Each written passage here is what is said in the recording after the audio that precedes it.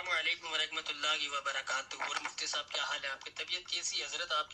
حضرت آپ کے بارے میں حضرت آپ سے سوال یہ ہے کہ حضور علیہ الصلوۃ والسلام کی پیدائش سے پہلے تو جو لوگ مسلمان تھے تو وہ بھی حضور کی امت میں ہی کہلائیں گے؟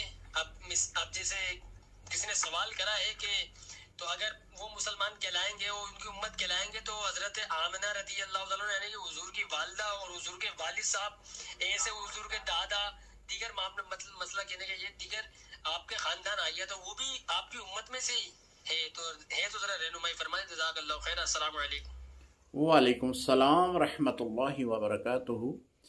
نبی جب نبوت کا اعلان اللہ کی طرف سے فرماتا ہے تو اس وقت امت کا سلسلہ شروع ہوتا ہے۔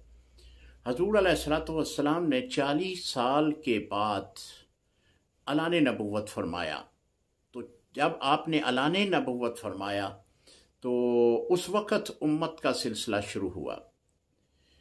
اب امت دو قسم کی ہے، جس نے آپ کے کلمے کو پڑھ لیا وہ ایجاب میں قبول ہو گیا، ایجابی اس کو کہیں گے، اور جس نے کلمہ نہیں پڑھا وہ غیر ایجابی، جیسے غیر مسلم لوگ ہیں۔ تو جب نبی نبوت کا اعلان فرماتا ہے تو اس وقت امت ہی بنتا ہے۔ اسی طرح حضور علیہ السلام کے اعلان نبوت سے پہلے کا زمانہ جو ہے وہ فطرت کا زمانہ تھا۔ دو نبیوں کے درمیان کا جو زمانہ ہوتا ہے وہ فطرت کا زمانہ ہوتا ہے، اس میں صرف اللہ کی وحدانیت پہ ہی ایمان لانا ہوتا ہے۔ حضرت آمنہ رضی اللہ تعالیٰ عنہ اور حضرت سیدنا عبداللہ رضی اللہ تعالیٰ عنہ حضور علیہ السلام کے والدین کریمین، حضور علیہ السلام کے امتی اس بنا پہ ضرور ہیں کہ آپ نے جو ہے ایک معجزے کے طور پر آپ کو زندہ کیا گیا، پھر آپ نے حضور کا کلمہ پڑھا، حضور کے امتی بن گئے۔ لیکن آپ کا جو دونوں والدین کریمین کا جو وصال ہے وہ اعلان نبوت سے، حضور علیہ السلام کی تو پیدائش سے پہلے ہی والد دنیا سے جا چکے تھے، اور اسی طرح والدہ محترمہ جو ہیں وہ اعلان نبوت سے پہلے ہی دنیا سے چلے گئیں، تو لہٰذا وہ ویسے امت میں تو داخل نہیں ہیں کیونکہ وہ فطرت کے زمانے میں تھی۔ جس طرح سیدنا حضرت عبد المطلب رضی اللہ تعالیٰ عنہ آپ بھی فطرت کے زمانے میں تھے، تو اس میں نے پہلے عرض کیا کہ صرف اللہ کی وحدانیت پہ ایمان لانا ہوتا ہے۔